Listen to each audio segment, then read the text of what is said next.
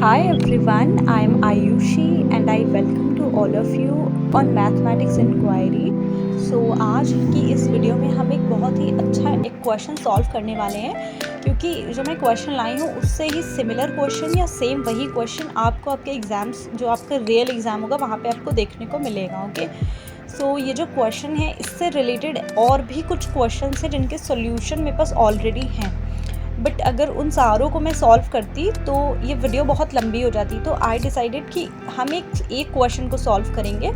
बाकी के जो क्वेश्चंस हैं वो मैं आपको टेलीग्राम चैनल है जो हमारा मैथमेटिक्स इंक्वायरी, उधर मैं आप लोग को दे दूँगी, तो आप लोग एक बार उन्हें रीसॉल्व कर लेना। आज का एक क्वेश्चन जो है वो काफ़ी इंपॉर्टेंट है, क्योंकि इसमें आप बहुत सी चीज़ें सीखेंगे। ये बेसिकली CFPI वाला जो एक चैप्टर होता है, differential equations and integral transformation, एक पेपर होता है उसमें जो चैप्टर होते हैं जिसमें हमें CFPI फाइंड करना होता है बेसिकली। तो उसी से रिलेटेड ये क्वेश्चन मैं लेकर के आई हूँ, क्योंकि मैंने अनसॉल्व पेपर में देखा है कि जो ये वाला क्वेश्चन है, इस टाइप के क्वेश्चन में क्या होता है कि CFPI से रिलेटेड ज़रूर क्वेश्चन देखने को मिलते हैं, लॉन्ग आंसर या शॉर्ट आंसर्स में। सबसे पहले इस क्वेश्चन को सॉल्व करने के लिए हमें इसे डी वाली जो फॉर्म होती है, यानी जो डिफरेंशिएशन वाली जो फॉर्म है, डी में हमें इसे कन्वर्ट कर लेना है। d2y/dx2 को d स्क्वायर और dy/dx को d लिख देने हैं, और सारे कोफिशिएंट एज इट इज़ हमें नोट कर देने हैं, उसमें कोई भी चेंजेस नहीं करने हैं। नेक्स्ट स्टेप जो है हमारा, उसमें से क्या करना है, हमें y को कॉमन ले लेना है, और एक सिंपल सा ये हमारा d² - 2d + 1 बन जाएगा, और जो RHS में हमारा राइट हैंड साइड में जो चल रहा है उसको एज इट इज़ लिख देना है। नेक्स्ट स्टेप होता है हमारा कि हमें एक ऑक्सिलियरली इक्वेशन फॉर्म करनी होती है।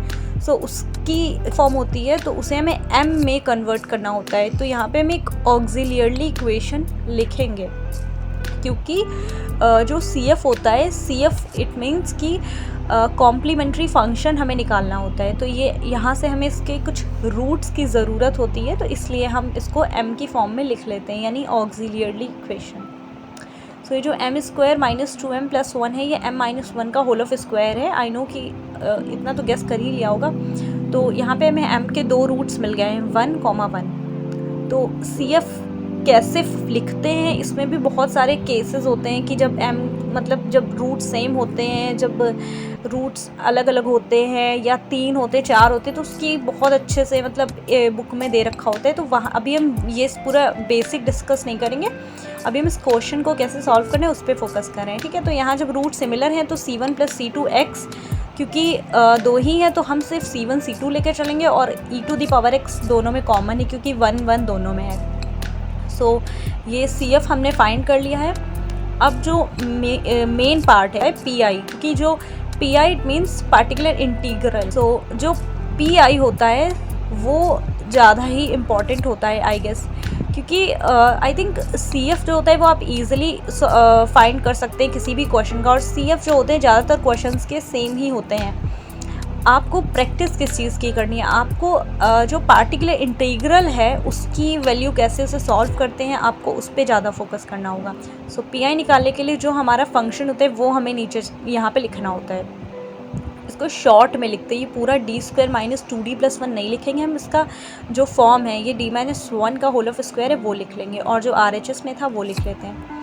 इसको सॉल्व करने के लिए हमारे पास बहुत ही अच्छा फॉर्मूला होता है e⁴x। अगर जैसे हम e⁴x को इधर लाते हैं लेफ्ट हैंड साइड में, तो d में हम e⁴x में जो भी पावर होती है उसको ऐड कर देते हैं। जैसे यहाँ e⁴1x है तो हम d + 1, और जो -1 हमारा पहले से था वो लिख दिया, और साथ ही साथ जो x और sin x जो है वो उसको उस साइड लिख लेंगे। सॉरी, ये साइन मैंने उल्टा s बना दिया है।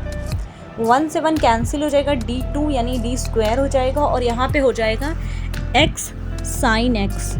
ओके, ये जो 1/d होता है ये होता है इंटीग्रेशन का साइन, क्योंकि जो कहते हैं इंटीग्रेशन डिफरेंशिएशन ये होते हैं दोनों के दोनों एक दूसरे के रेसिप्रोकल उल्टे होते हैं।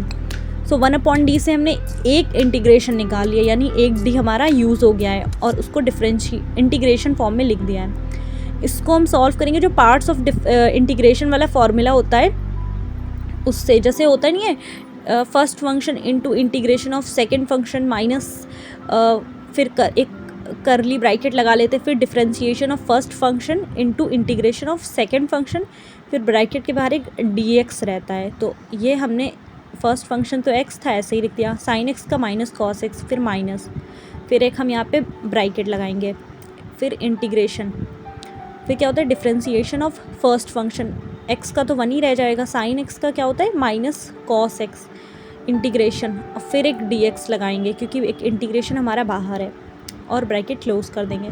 अब बस इसे एक बार इंटीग्रेशन सॉल्व करने के बाद इसे सॉल्व कर लेना, फिर दूसरे वाले d का हम यूज़ करेंगे, एक बड़ा ब्रैकेट बाहर लगाएंगे क्योंकि कर्ली ब्रैकेट अंदर यूज़ हो चुका है ऑलरेडी। सो बाहर है e to the power x और 1/d यानी डिफ्रेंशिएशन, यहाँ बचेगा हमारे पास minus x cos x simply, और यहाँ पे माइनस माइनस प्लस, और कॉस एक्स का इंटीग्रेशन साइन एक्स होता है, बस लिख देना है। एक कांस्टेंट ऐड कर दीजिएगा ज़रूर से, क्योंकि जब इंटीग्रेशन ओवर होता है तो एक कांस्टेंट हमें ऐड करना होता है अपने पास से, कुछ भी सी डी ई एफ जो मन हो वो ऐड कर दीजिएगा। अब जो दूसरा वाला डी था इसको अब हमने फिर से इंटीग्रेशन में कन्वर्ट कर लिया है, minus x cos x D x, मैं इसको अभी से ही सेपरेट करके लगा रही हूँ ना, बहुत एक लाइन एक्स्ट्रा लिखनी पड़ेगी, और इसका इधर कर दिया है, और साइन एक्स का इंटीग्रेशन अलग कर दिया है, माइनस एक्स कॉस एक्स। अब हम इसको सॉल्व करेंगे, फर्स्ट फंक्शन माइनस एक्स है into integration of second function cos x का तो साइन एक्स होता है माइनस, ये माइनस मैंने फॉर्मूले का लगाया, इसका नहीं है, ठीक है। Differentiation of first function, so differentiation of minus x, तो यहाँ पे क्या हो जाएगा -1, कॉस एक्स का साइन एक्स हो जाएगा dx, और इधर वाले जो सेकंड वाला है साइन एक्स का हो जाएगा माइनस कॉस एक्स। वो जो कांस्टेंट ऐड किया मैंने ऊपर वो लास्ट में ऐड कर दीजिएगा, ठीक है, बार बार लिखने की ज़रूरत नहीं है। ये क्या हो जाएगा, साइन एक्स का इंटीग्रेशन होता है माइनस कॉस एक्स, और माइनस माइनस प्लस, और plus minus minus cos x, okay, और माइनस कॉस एक्स वो उधर से पहले था, और नीचे x minus minus x sine x minus 2 cos x, ये हो गया है हमारा पी आई सॉल्व, और e to the power x को बाहर लिख लीजिएगा, और जो कांस्टेंट हमने लिख रखे थे वो, हालांकि कांस्टेंट जब हम पूरा सोल्यूशन लिखते जा करके जहाँ पे हम C F P I add करते हैं तो वहाँ पे हमें कांस्टेंट की ज़रूरत नहीं पड़ती है। तो इस टाइप से ये हमारा पी आई आ गया है, particular integral sorry is the general solution, एक लाइन यहाँ पे लिख देनी है छोटी सी। सो आफ्टर दैट हमें यहाँ पे सोल्यूशन लिखना है, तो सोल्यूशन क्या होता है, y is equals to C F plus P I, क्योंकि हमारा मेन होता ही है जो हमें, अब सी एफ तो निकाल ही लिया था हमने स्टार्टिंग में, सी एफ था वो हमारा यहाँ पे था C F is equals to C1 plus C2x e to the power x bracket के था। सो ये हम यहाँ पे ले आके लिख लेंगे, और जो पी आई है वो भी हमने ये निकाला है। सो पी आई जो है वो हमारा है minus e to the power x sine x plus 2 cos x।